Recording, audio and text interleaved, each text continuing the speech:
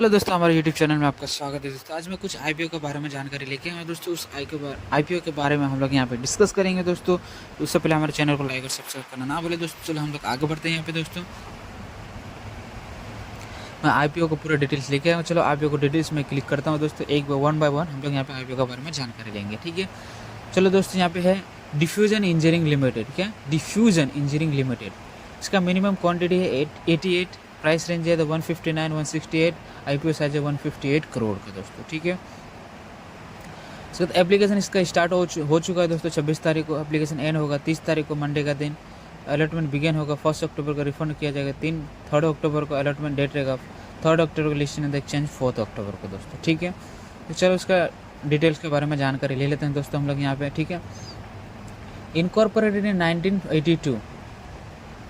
ठीक है, 1982 में इनकॉर्पोरेट, यानी पुरानी कंपनी है अभी। दोस्तों, 82 यानी कि 42 ईयर्स कंपनी पुरानी है ये। दोस्तों, ये ठीक है, डिफ्यूजन, ठीक है, थोड़ा मैं यहाँ पे, हाँ, diffusion engineering manufactures welding consumable like special purpose. Welding consumable जो कंज्यूम होते हैं डे टू डे लाइफ में, purpose of electrocodes, flux stored wires, wear, plated parts, and heavy engineering machinery for various industry. The company also offers specialized welding service of its clients and the cement, power, and steel industry.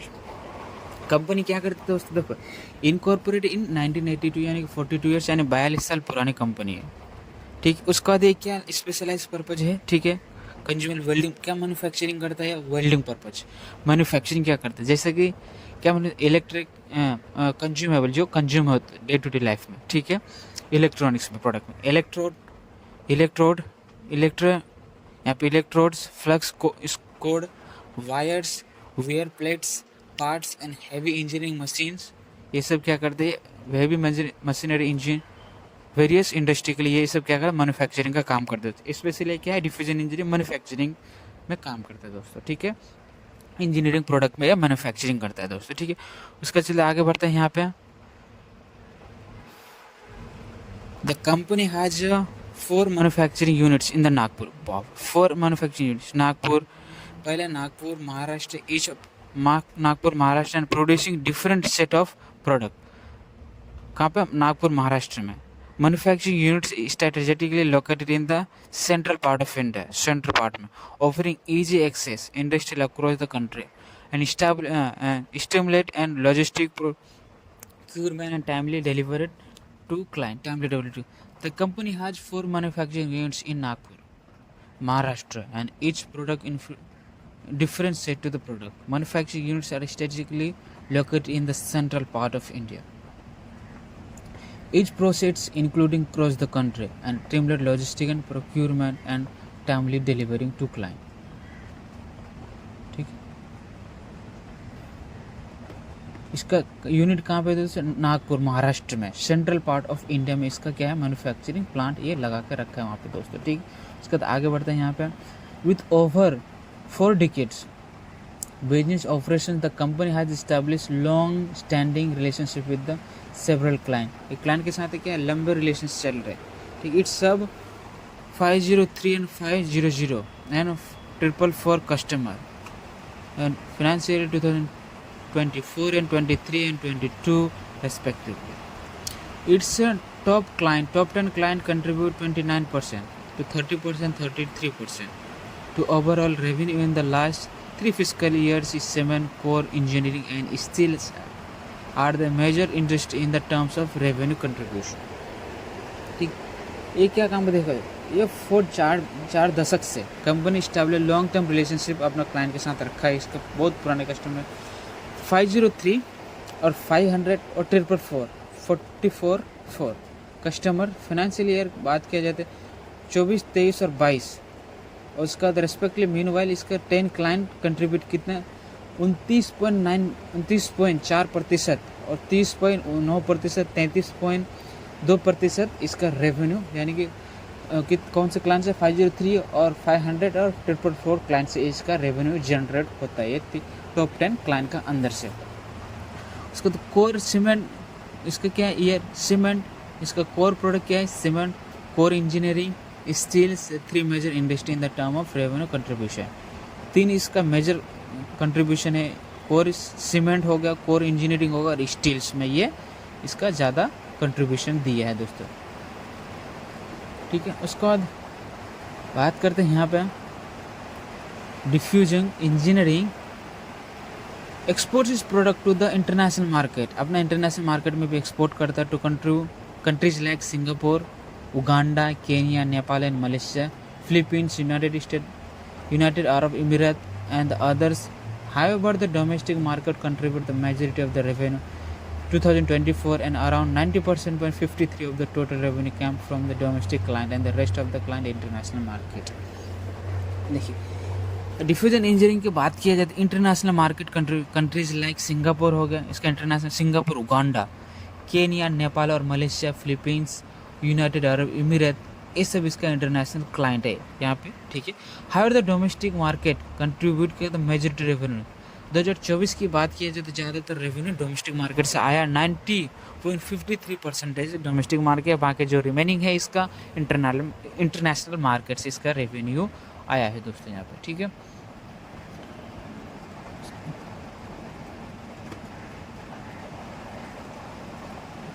ठीक है, उसके बाद between financial 22 and 24 the diffusion engineering saw 10.8% CAGR growth in the revenue from the operation, and while its net profit grew at CAGR 21.9, and moreover India welding consumable market establishment to grow CAGR by nearly 9% between financial 2024 to 2027। इसके 2022 और 24 की बात किया जाए जो CAGR growth rate इसका 10.8% है from the operation, and net profit इसका ग्रो हुआ है CAGR है 21.9%, सभी नेट प्रॉफिट्स का ग्रो हुआ। Moreover the India is welding consumable market is an establishment grow at the CAGR nearly 9% between 2024 and 2027। ठीक है, उसके बाद दोस्तों यहाँ पे बात कर rising demand for improved infrastructure of India could be on the market की growth and diversity for the welding consumable sector। Welding is a indispensable in the construction industry and provide the strong and reliable joining solution for construction component, and this could directly benefit the diffusion engineering and business growth prospect। Different growth prospect क्या कर rising demand for improvement infrastructure India could be on the key growth diversify for the welding consumable sector में ज़्यादा demand, welding indispensable in the construction industry and providing क्या करता है strong and reliable joining solution provide करती है किसमें infrastructure में, और फॉर स्ट्रक्चरल कंपोनेंट प्रोवाइड करते हैं, could directly benefit in the diffusion engineering business and growth prospect। ठीक है, उसके बाद बात करते हैं दोस्तों यहाँ पे नीचे वाला पार्ट की बात करते हैं यहाँ पे नाउ। ठीक है, now the diffusion engineering is launching it's initial public offer. Now diffusion engineering is launching it's initial public offer IPO। The total IPO size is 158 crore and which consists of the fresh issue over 94 lakh shares। The money raised from the public issue will be in the expansion of the manufacturing facility in setting up to a new manufacturing facility in Nagpur, working capital requirement generating corporate purpose के लिए। ठीक है दोस्तों, however the key detail diffusion engineering के बारे में बात कर ले तो कंपनी नेम है the diffusion engineering, company type is a private company established in 1982। Diffusion engineering limited open date 26 सितंबर ओपन हो चुका है। उसके बाद IPO क्लोजिंग डेट 30 सितंबर को। उसके बाद IPO स्टेटस क्या आएगा, इंजीनियरिंग IPO अलर्ट में स्टेटस रहेगा 1 अक्टूबर को, 3 अक्टूबर को अकाउंट डिमेट में ट्रांसफर हो जाएगा, 4 अक्टूबर को लिस्टिंग डेट होगा। ठीक है, उसके बाद IPO engineering value 10% value size है 10 रुपीज़ पर, फेस वैल्यू 10 रुपीज़ पर शेयर्स हैं। Diffusion engineering limited IPO lot size रहेगा 88 शेयर्स। IPO उसका तो अप्रोक्स में 158 करोड़ रहेगा। Diffusion engineering limited NSE BSE में लिस्टिंग होगा इसका। ठीक है, IPO प्राइस रेंज की बैंड की बात 159-168 की बात किया जाता है यहाँ पे। ठीक है, उसके बाद फाइनेंशियल स्नैपशॉट की बात किया जाए 22, 23 और 24 के बाद का रेवेन्यू है इसका 204 करोड़ 223 में हो गया है। 254 करोड़, 24 में हो चुका है 278 करोड़। नेट प्रॉफिट की बात किया तो 17 करोड़, 23 में हो चुका 22.1 करोड़, और 24 की बात किया 30.8 करोड़। देखिए इसका स्नैपशॉट ध्यान से और एक बार मैं बता दूं आपको। रेवेन्यू की बात किया था 22 में कितना है 204 करोड़, 23 में कितना 254 करोड़, 24 में कितना 278 करोड़। और नेट प्रॉफिट की बात की ये भी कंटिन्यूसली इम्प्रूव हुआ था, इंक्रीमेंट कम प्रॉफिट भी राइज हो चुका है। 22 में है 17 करोड़, 23 में 22.1 करोड़, 24 में हो चुका है 30.8 करोड़ हो चुका है दोस्तों इसका ऑलरेडी। ठीक है, अब इसका थोड़ा स्ट्रेंथ की बात किया जाए दोस्तों। ठीक है, इसका स्ट्रेंथ क्या है, the company has over 4 decade experience in the industry and has growth more single product and multi product manufacturing company. Okay, industry experience is there from a single product multi product manufacturing company बन चुका है। ठीक है, it has demonstrated consistent growth in the revenue and the profitability and revenue rose by 10% CAGR between 2022 and 24, while net profit grew at 21.9% CAGR. The company has diversified the client base, including customers from original equipment manufacturing OEMs and well as direct customers. The company has long standing relations with several Indian global customers across industries. In the last 3 fiscal years, served 503 and 504 and 44 customers.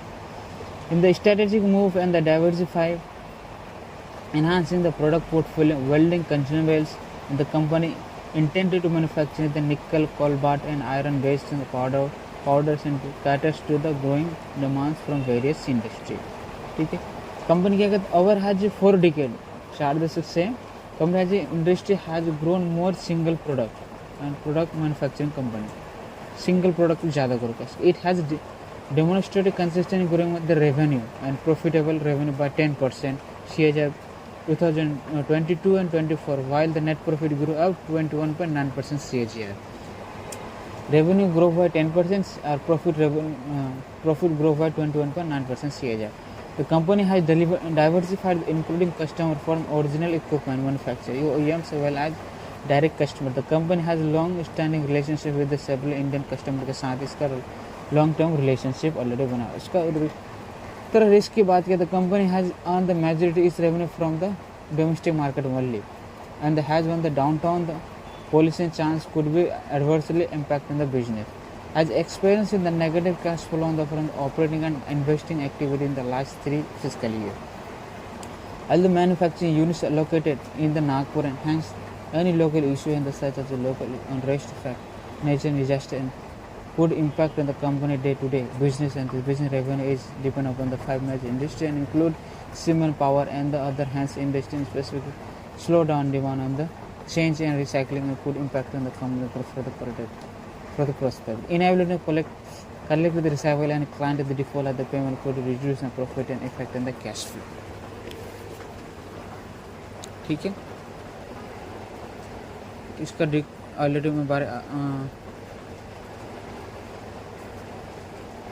Already मैं सब discuss करके बता चुका हूँ दोस्तों। ठीक है, और इसका थोड़ा ये ओवर पे देख लें। Price band the IPS fresh issue diffusion engineering इस price band sent to the between 159 से लेके 168 पर share. Interested investor can choose the price with the band of to apply the IPO. Diffusion engineering listing the price will be determine the 4th October. ठीक है, the listing on the price is the price which be company share at the debut in the stock exchange. Okay, ये मैं details आपको already बता चुका हूँ दोस्तों यहाँ पे। ठीक है,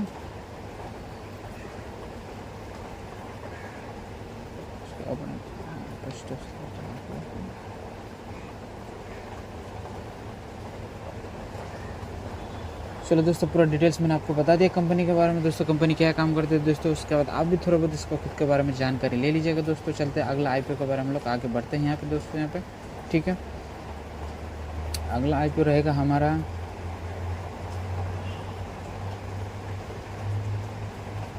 ठीक है, उसके बाद अगला आईपीओ के बारे में बता देता हूँ दोस्तों यहाँ पे मैं। ठीक है, ये रहा अगला आईपीओ।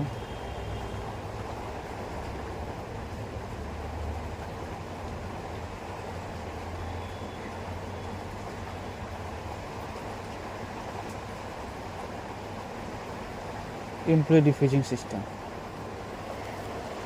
अगला आईपीओ हमारा एम्प्लॉय डिफ्यूजिंग इंजीनियरिंग लिमिटेड दोस्तों, हमारा अगला आईपीओ है यहाँ पे, ठीक है। उसके बाद इसका अलॉटमेंट टाइम की बात किया थोड़ा नहीं, मिनिमम क्वांटिटी 88 है, प्राइस रेंज है 159 to 168, उसका आईपीओ साइज दिया गया है दोस्तों, यहाँ पे आईपीओ साइज दिया 158 करोड़ के बाद दिया गया दोस्तों, ठीक है। सो एप्लीकेशन स्टार्ट हुआ दोस्तों 26 तारीख को स्टार्ट हुआ, एंड होगा 30 तारीख को, अलॉटमेंट होगा 1 अक्टूबर को, रिफंड होगा 3 अक्टूबर को, अलॉटमेंट डेट होगा 3 अक्टूबर, लिस्टिंग ऑन द एक्सचेंज होगा 4 अक्टूबर को दोस्तों, ठीक है। उसके बाद आगे बढ़ते हैं हम लोग यहाँ पे दोस्तों, यहाँ पे ठीक है। इनकॉर्पोरेटेड इन 1982 में इनकॉर्पोरेट हुआ है डिफ्यूजन इंजीनियरिंग, नहीं ये ऑलरेडी मैंने बताया, डिफ्यूजन इंजीनियरिंग दूसरा, नहीं ये नहीं, ऑलरेडी मैंने आपको बताया, ठीक है। ये इसके बारे में बता रहा हूँ दोस्तों, ठीक है। हाँ बोले दिव्यधन रिसाइकलिंग इंडस्ट्रीज लिमिटेड, क्या है दिव्यधन रिसाइकलिंग इंडस्ट्रीज लिमिटेड के बारे में दोस्तों। मिनिमम क्वांटिटी है 2000, price range and 60 and 64, IPO size है 24.17 करोड़ दोस्तों, ठीक है। और आईपीओ टाइमलाइन की बात करते हैं, एप्लीकेशन स्टार्ट हो चुका 26 तारीख को, एंड होगा 30 तारीख को, अलॉटमेंट बिगिन होगा 1 अक्टूबर को, रिफंड होगा 3 अक्टूबर को, डेट रहेगा 3 अक्टूबर को, लिस्टिंग ऑन द एक्सचेंज रहेगा 4 अक्टूबर को दोस्तों, ठीक है। अबाउट दिव्यधन रिसाइकलिंग इंडस्ट्री, ठीक है, इनकॉर्पोरेटेड इन मई 2010 में लिस्टिंग हुआ है यहाँ पे, ठीक है। Incorporated May 2010, Divyadhan recycling industry is a forwarded thinking company dedicated to the sustainable practice through the manufacturing, recycle and recycle their manufacturing facility in the Bedding, Himachal Pradesh. Both of the capacity is 8,030 metric ton per annum. RPSPF, there is a product that diversified from the post and consumer PET and bottles, showcasing their commitment and recycling the environment. Stewards in the November 2003, they expanded their corporate including the productions of recycled plate and currently in the trial strategy for the diversifying their offering, enhancing their impact in the recycling industry. देखिए company की बात करते हैं, incorporate हुआ था 2010 में। Divyadhan recycling industry is forwarded thinking in company dedicated to the sustainable predicted through the manufacturing recycle polyester, ठीक है, staple fibre RPSF and recycle plates their manufacturing facility and Baddi Himachal, Baddi में कहाँ manufacturing their facility in the Baddi in Himachal, Baddi in Himachal Pradesh में इसका manufacturing facility लगाया। बोट्स capacity 8,030 metric ton per year RPSP इसका है, ठीक है। The products are diversified from the post of the consumer PET and bottles, showcasing their commitment and recycling their environment and stewardship in the November 2003. They expand their operations to include the production recycled plates and currently in the trial stage in the further diversifying their offering, enhancing their impact in the recycling industry.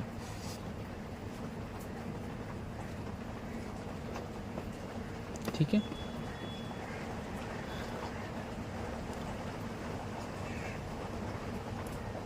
अगला बात करें, their product and range includes both hollow and solid recycled polyester staple fiber renew for their resilience and versatility. These fibers are instruments in the creating proper premium home textile such as a pillow, cushion and pillow and cushion textile, pillow, cushion and quilts.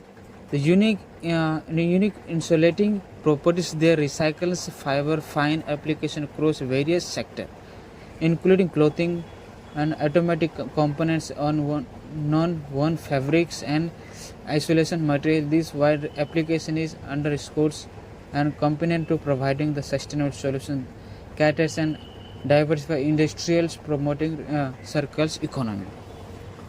ठीक है, देखिए दोस्त, इसके बाद क्या है, यहाँ पे क्या क्या प्रोवाइड करता है, मैन्युफैक्चरिंग टेक्सटाइल, पिलो, कुशन, ये सब करता है, मैन्युफैक्चरिंग का काम करता है। इंस्ट्रूमेंट प्रॉपर्टीज है, recycling fibre fine application various sector में काम करता है। ऑटोमेटिक कंपोनेंट का नॉन वोवन फैब्रिक होता है, woven fabric on insulation materials. The wider applicable undergoes course and commitment providing sustainable solution caters to diverse industry and promoting circular economy.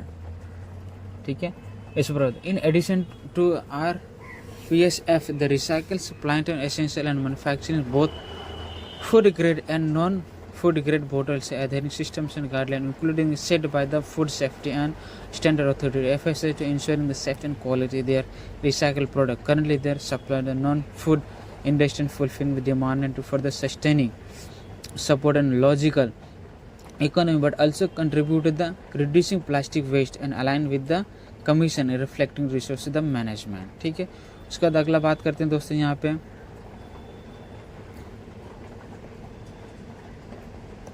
there is a vision lead to the collections, segregation, recycling and treatment for pet waste, promoting the sustainable for gathering plants and through the advance in technology and innovative practice. The striving the inspires and positive enhance across the industry and making the lasting impact in the environment, conservative and settling the new standard in the prospective pet waste and management. ठीक है, उसका the दिव्यांग recycling industry is prepared for the initial public offering IPO and processing from the fresh issue will be allocated in the subject. ठीक है, ये IPO लेके आया दोस्तों, मैंने आपको पूरा कंपनी का डिटेल्स बता दिया है दोस्तों, ये क्या क्या काम करता है दोस्तों. ठीक है, ये रिसाइकलिंग कंपनी है दोस्तों यहाँ पर. ठीक है, उसके बाद इसका एक बदी में क्या है, बदी हिमाचल प्रदेश में इसका मैन्युफैक्चरिंग फैसिलिटी दिया 8,030 मेट्रिक टन एनुअल पर इसका ये है दोस्तों कैपेसिटी है दोस्तों. ठीक है, इसका प्रोडक्ट डिटेल्स में बता दिया मैंने दोस्तों.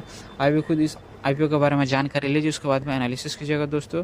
ठीक है, हमारे चैनल को लाइक और सब्सक्राइब करना ना भूलें. थैंक यू दोस्तों, थैंक यू, धन्यवाद.